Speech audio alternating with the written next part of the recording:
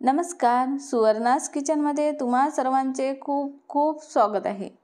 आज आपण अगदी झटपट बनणारी महाशिवरात्री स्पेशल रेसिपी बनवणार आहोत।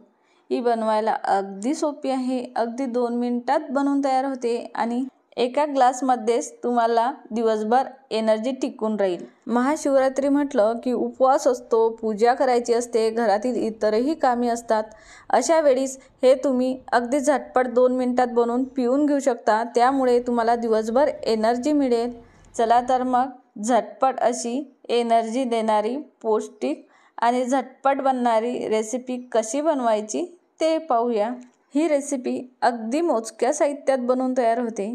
त्याकरिता मी एक केळी घेतली आहे, ती सोलून त्याचे मोठे मोठे तुकडे करून मिक्सरच्या भांड्यामध्ये घालून घेतले आहे। तुम्ही तशी सुद्धा तोडून टाकू शकता, कारण आपण हे मिक्सरला फिरवून घेणार आहोत।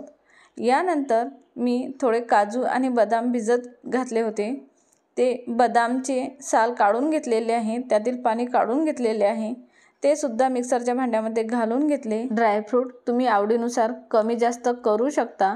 यानंतर यामध्ये मी 1 कप दूध घालून घेतले आहे। यानंतर जसे लागेल तसे आपण यामध्ये दूध घालून घेणार आहोत। यानंतर 1 चमचा साखर घातलेली आहे, ती सुद्धा अगदी ऑप्शनल आहे, तुम्ही ते सुद्धा स्किप करू शकता। साखरेऐवजी तुम्ही येथे खजुराचा सुद्धा वापर करू शकता, किंवा तुम्ही खजूर किंवा साखर न वापरता सुद्धा ही ड्रिंक बनवू शकता। अगदी चविष्ट बनते, कारण दूध आणि केळी यामध्ये गोडवा असतोच। तर मी येथे 1 चमचा साखर घालून हे मिक्सरला फिरवून घेतलं। त्यानंतर यामध्ये पुन्हा 1 कप दूध घालून परत मिक्सरला एकदा फिरवून घेतलेलं आहे। त्यानंतर आपली ही ड्रिंक बनवून तयार आहे। आता एखाद्या ग्लासमध्ये किंवा मगमध्ये आपण हे घालून घेणार आहोत।